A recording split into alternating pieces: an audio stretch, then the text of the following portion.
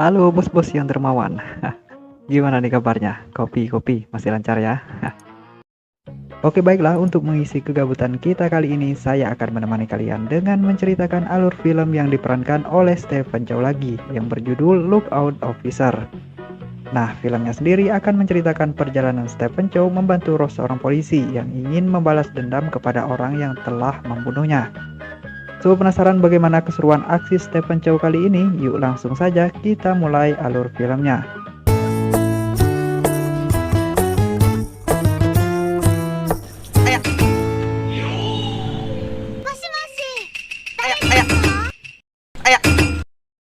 Film ini diawali dengan memperlihatkan dua orang polisi yang akan melakukan investigasi sebuah gudang, yang sebut saja Om Doyo dan Om Kadir. Namun karena saat itu Doyo lagi ada janjian penting dengan pacarnya, Kadir pun terpaksa memeriksa gudang itu sendirian. Singkatnya, Kadir ternyata menemukan beberapa orang yang dicurigai adalah anak buah seorang gembong narkoba, yang akhirnya membuat Kadir terlibat baku tembak dengan mereka.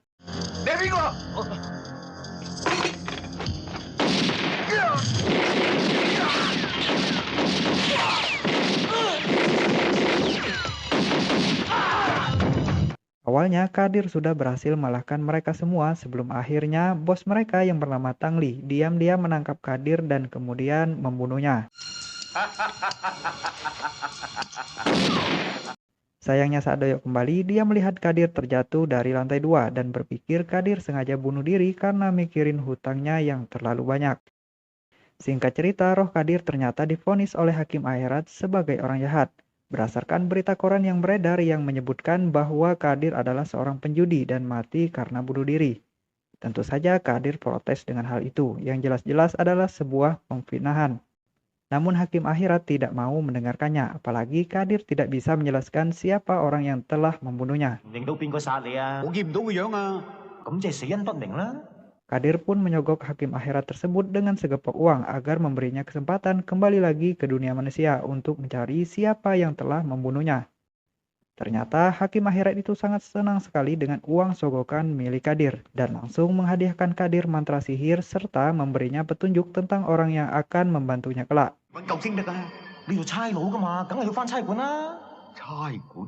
Sementara itu di dunia manusia sendiri kita diperlihatkan dengan beberapa polisi junior yang akan melakukan tes kesehatan. Dan salah satunya adalah pemuda yang bernama Ching, di mana saat itu mendapat pelayanan di kamar nomor 1 yang dikerjakan oleh dokter yang terlihat mengerikan. Berbeda dengan kamar nomor 3 yang dijaga oleh seorang wanita.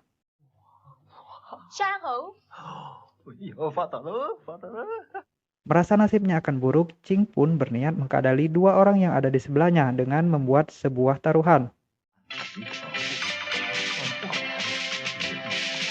Namun saat semuanya sudah berhasil, Doyo yang tidak senang dengan cita-cita mulia Ching itu langsung meminta nomor antrian mereka, dan kemudian mengocoknya kembali.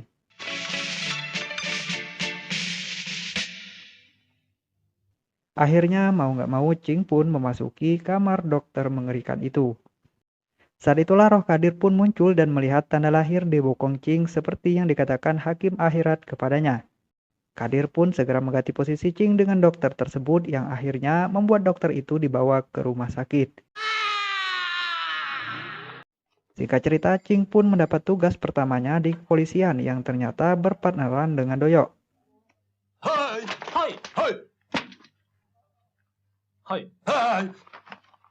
Doyo kemudian mengajak Ching mengambil senjatanya dengan seorang wanita yang saat itu tengah asik menghitung peluru.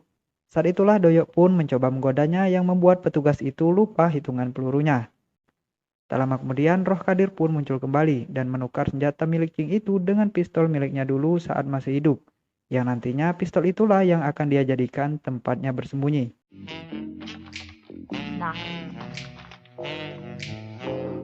Sebelum pergi menjalankan misinya, Kadir pun pergi ke toilet untuk kencing dan terus diikuti oleh Ching. Tak lama, seorang nenek-nenek datang mengganggu mereka yang kabarnya nenek itu adalah perawan tua yang sudah berumur ratusan tahun. Singkat cerita, Kadir dan Doyok pun pergi ke sebuah panti pijat, di mana tugas mereka adalah menangkap geng terayat yang melakukan bisnis prostitusi. Kita sebut saja ketua geng tersebut bernama Joko. Doyok kemudian menyuruh Ching pergi ke sana sendirian dan memberitahunya bahwa di antara para wanita di sana ada 2 orang polisi yang sedang menyamar. Ciri-cirinya adalah memakai stoking jaring ikan, dan kode misinya adalah Pilau Tula dalam bahasa Vietnam yang artinya mulai sekarang. Namun kocaknya, semua wanita di sana ternyata memakai stoking yang sama.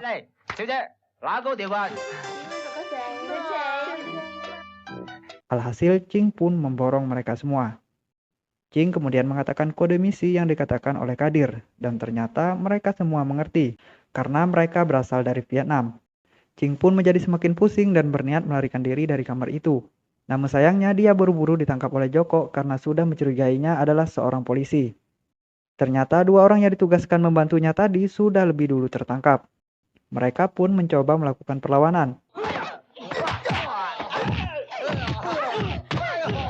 Dan saat Ching mengeluarkan pistolnya, pistol itu malah diambil oleh Joko dan langsung menodongnya.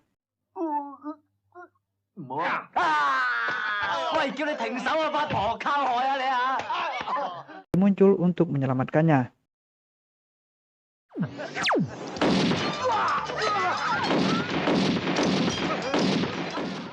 Dan saat Doyok melihatnya, dia pun kaget betapa hebatnya partner barunya itu. Keesokannya, saat akan pindah rumah, Ching pun tak sengaja melihat seorang wanita cantik yang membuatnya terpanah. Ching pun iseng mencoba meniupkan rok wanita itu, dan kocaknya niat mulia Ching itu malah kejadian.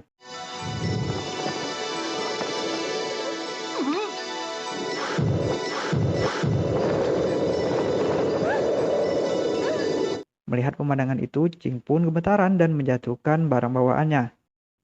Saat memungut barang-barangnya itulah wanita itu ternyata menghampiri Ching dan ikut membantunya. Dan dari sinilah Ching pun mulai menaruh rasa kepada wanita itu.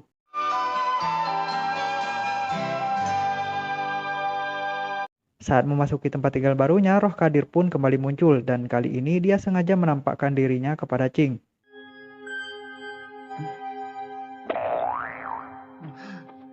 Tentu hal tersebut membuat Ching ketakutan setengah mati.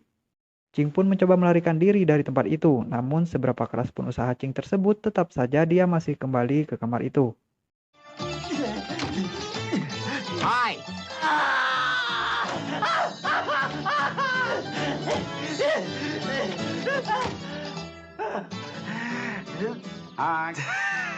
Akhirnya Ching pun pasrah. Roh Kadir kemudian menjelaskan kepada Ching bahwa semua keberuntungan Ching adalah perbuatannya, termasuk kejadian terangkatnya rok wanita cantik yang dia temui sebelumnya. Karena itulah dia ingin Ching juga membantunya menemukan orang yang telah membunuhnya. Namun karena Ching masih ketakutan, dia pun menolaknya. Alhasil roh Kadir itu pun menjadi kesal dan kesialan demi kesialan pun selalu menimpa Ching.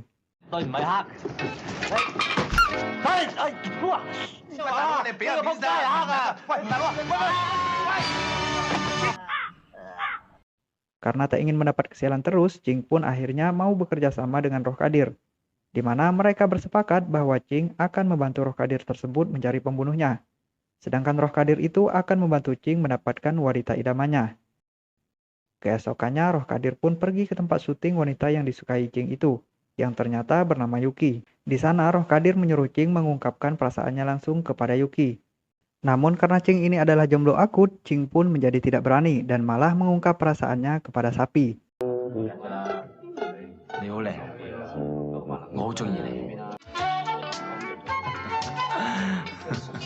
Tak lama kemudian, 3 buah mobil mendatangi tempat itu yang ternyata adalah Tang Li dan anak buahnya. Maksud dan tujuan Tang Li itu tak lain dan tak bukan adalah ingin mengajak kencan Yuki. Namun Yuki menolaknya yang membuat Tang Li kesal kepadanya. Saat itulah roh Kadir menyuruh Ching untuk menyelamatkan Yuki.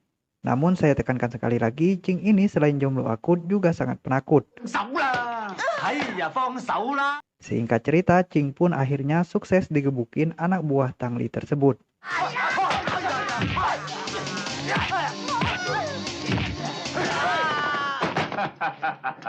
Namun beruntungnya, aksi sok pahlawan Ching itu membuat Yuki jatuh hati kepadanya.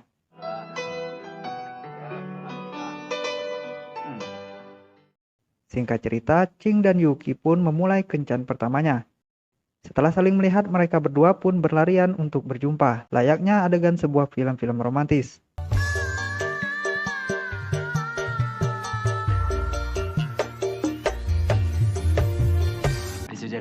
先生你好。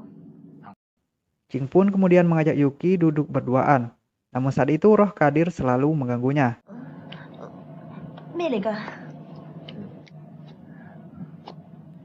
廣告就 你支槍揞住我啊！ Akhirnya Ching pun meninggalkan pistolnya di mobilnya dan meminta izin agar membiarkannya berduaan dengan Yuki. Saat kembali itulah muka mesum Ching tiba-tiba muncul. Yuki pun menempel kepalanya ke bahu Ching. Namun beberapa detik kemudian Yuki pun kaget dengan apa yang dilihatnya. Dan ternyata keesokannya Ching dan Doyok mendapat misi untuk menyelidiki sebuah tempat yang kabarnya adalah markas gembong narkoba. Doyok dan Ching pun mulai memeriksa tempat tersebut. Namun sayangnya aksi Ching ternyata malah ketahuan yang ternyata adalah markas milik Tang Li. Untungnya anak buah Tang Li itu hanya membawa golok dan kapak, hingga mereka pun tidak berani menyerang Ching. Begitu juga dengan Ching yang takut menyerang mereka. Saat itulah roh Kadir kembali muncul untuk membantu Ching dengan menjelma menjadi peluru pistolnya dan segera melumpuhkan mereka semua.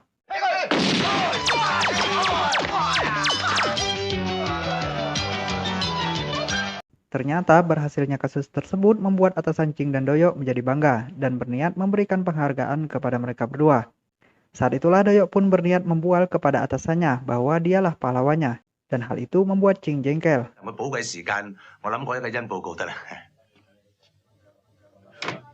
Tak lama kemudian roh Kadir pun muncul kembali dan berniat membantu Ching lagi untuk membalas kekesalannya. Roh Kadir itu pun memantrai komandan mereka dengan mantra cabul yang membuatnya ngebet pengen kikuk-kikuk dengan Doyok. Namun saat Doyok mulai menginginkannya, roh Kadir ternyata menghilangkan mantra tersebut. Yang akhirnya membuat Doyok digebuk sampai bonyok.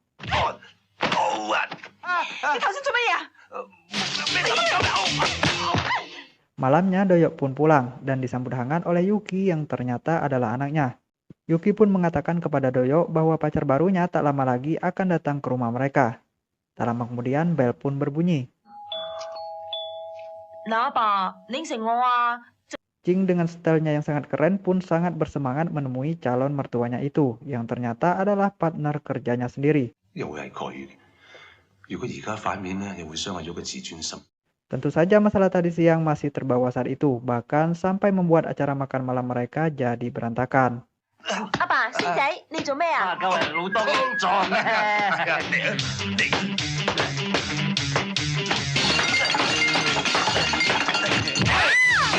Sementara itu di sebuah tempat tersembunyi, Tang Li diam-diam menemui seorang dukun untuk meminta perlindungan.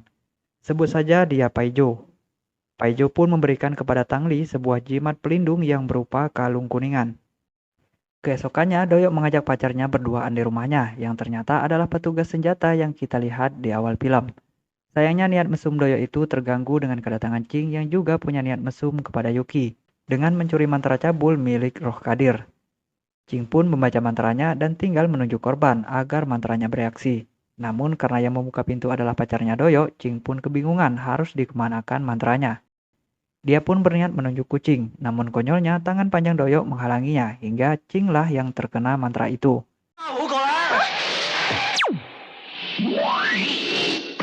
Parahnya Ching malah birahi kepada Doyok hingga membuat Yuki berpikir Ching adalah seorang gay.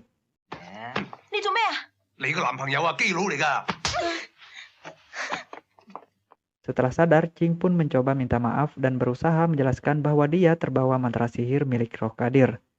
Tentu saja Yuki dan Doyok tak mau mempercayainya karena menganggap Kadir sudah lama mati. Dan untuk membuat roh Kadir itu muncul, Ching kemudian mengecingi pistolnya dan tak lama kemudian roh Kadir itu pun memang benar-benar muncul.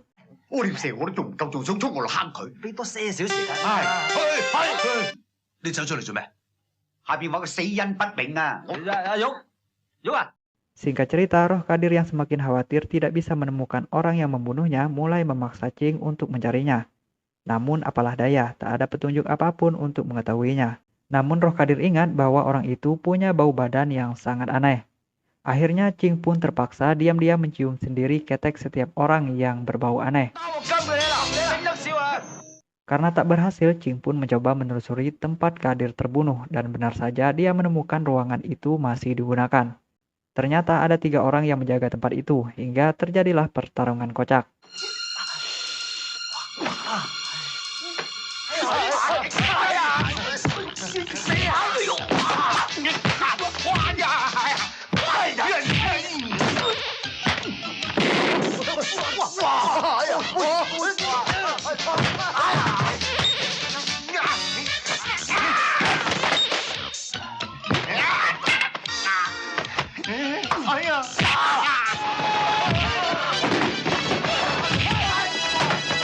Setelah itu, Tang Li pun tiba-tiba muncul menangkap Qing. Saat itulah Qing sadar dialah orang yang membunuh Kadir karena bau badannya yang sangat aneh.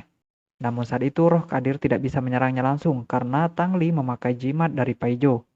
Namun dia masih bisa menolong Qing walaupun akhirnya Tang Li berhasil kabur.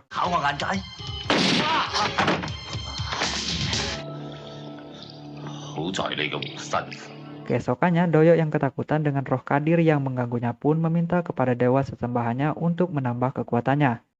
Saat itulah Paijo menyamar jadi jelmaan sesembahan Doyok tersebut dan memberikan kertas mantra kepada Doyok untuk menangkap roh Kadir.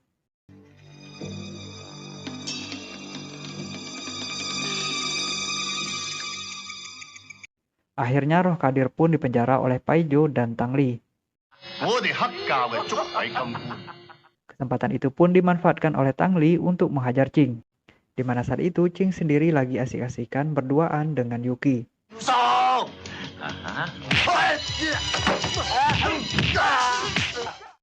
Setelah cukup bonyong, Yuki kemudian membawa Qing ke rumahnya dan di sanalah Qing akhirnya mengerti penyebab roh Kadir tidak muncul, bahwa itu adalah perbuatan calon mertuanya sendiri.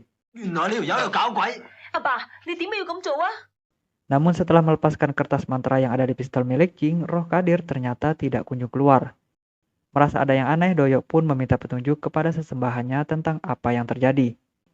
Sesembahannya itu pun merasuki Doyok dan mengatakan bahwa Doyok telah dimanfaatkan oleh dukun jahat dan mengurung roh Kadir. Dan untuk menghancurkan kurungan roh Kadir tersebut, mereka harus mencari air kencing perawan tua, tahi kucing di atas altar, dan terakhir kentut Buddha. Tak pakai lama, Doyok pun memanjakan kucingnya untuk memakan sepuasnya di hari itu. Namun sepertinya kucing tersebut malah mencurigai Doyok yang tiba-tiba jadi baik. Akhirnya Qing pun mencoba mendemonstrasi kucing tersebut dengan memakan duluan makanannya. Di mana sebelumnya Doyok sengaja menaruhkan garam Epsom agar kucingnya sakit perut.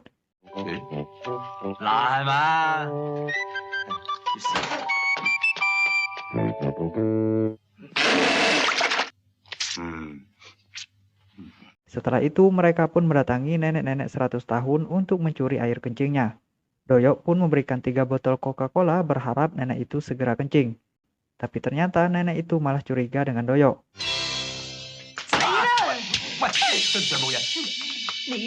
Untungnya saat itu rencana cadangan mereka masih bisa berhasil dengan cara menakutinya.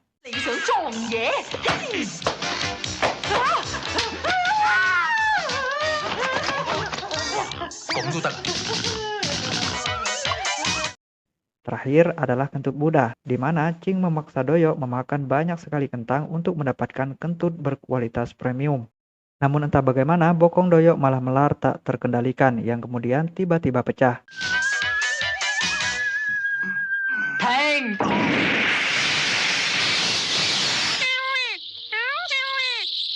Untungnya kentut berkualitas itu masih bisa diambil oleh Qing dengan mulutnya. Setelah mendapatkan elemen langka itu, Doyok dan Qing pun mencampurkannya hingga terciptalah cairan berkhasiat tinggi. Tiga cerita mereka berdua pun pergi ke kuil Paijo untuk membebaskan roh Kadir, dan mereka pun menemukan sebuah peti kaca yang ditutupi kain hitam. Doyok pun segera menyiraminya dengan air 3 elemen langka yang mereka buat, namun ternyata peti tersebut adalah peti palsu, karena yang asli ternyata dibawa oleh Paijo sendiri. Tang Li pun mengejek Doyok dan Qing karena berpikir berhasil membohongi mereka. Namun ternyata Qing sengaja menyimpan air asli 3 elemen langka itu di pistolnya. Hingga akhirnya peti yang mengurung roh Kadir itu pun berhasil dipecahkan. Setelah itu mereka pun harus melawan Paijo yang memiliki kemampuan sihir yang sangat hebat. Sedangkan roh Kadir sendiri malah tidak bisa membantunya dan menjadi sangat feminim. Apalagi senjata air 3 elemen langka mereka pun akhirnya habis yang membuat Paijo semakin seenaknya.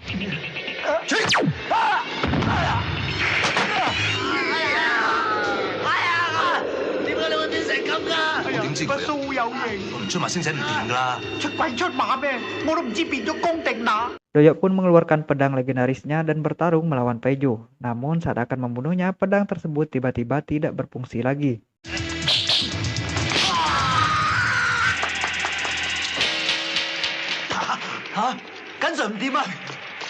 Saat terdesak itulah Doyok kemudian mengeluarkan jurus tangan panjangnya. Namun Paijo malah mengikat tangan Doyok tersebut.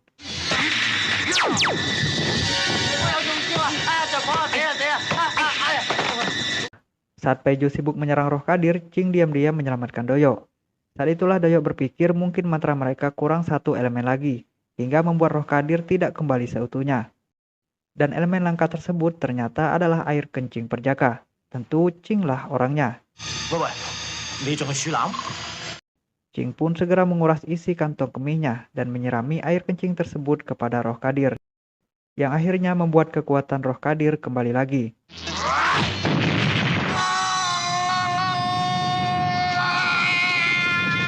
Roh Kadir itu pun segera menyerang Paijo dan ternyata berhasil membunuhnya. Namun saat itu kekuatannya banyak sekali terkuras. Tak lama kemudian Tang Li pun muncul dengan menyandera Yuki dan mengancam akan membunuh Yuki jika mereka tidak menyerah. Saat itulah Tang Li tak sengaja mengangkat tubuh Yuki yang kemudian dimanfaatkan oleh Ching untuk menembaknya.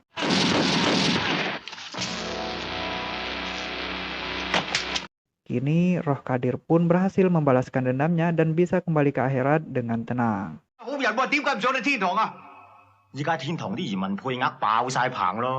Tamat. Oke bosku, itu tadi rekap alur film kita kali ini. Semoga kalian memahaminya ya. Saya pamit dulu, jaga kesehatan kalian, tetap semangat dan sampai jumpa lagi di rekap film selanjutnya.